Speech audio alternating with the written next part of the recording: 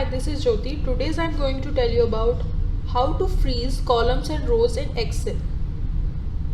Excel worksheet can have a lot of cells and sometimes you may find that you want to work in different parts of spreadsheet at the same time.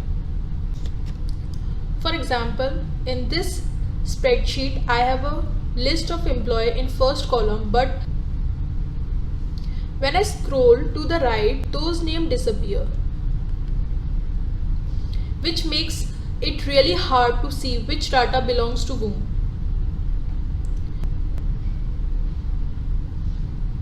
We can fix this by freezing the first column.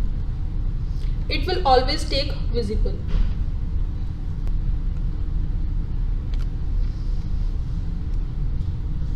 First, go to the View tab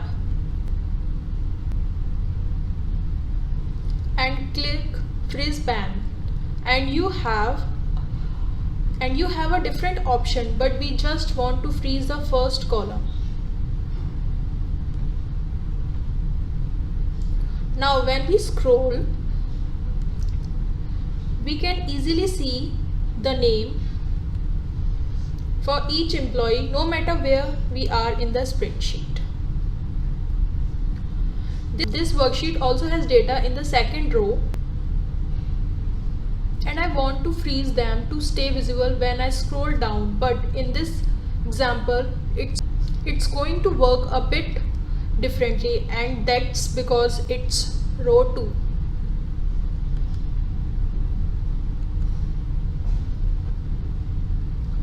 You can see why if I go to the freeze command, there is option to freeze the top row,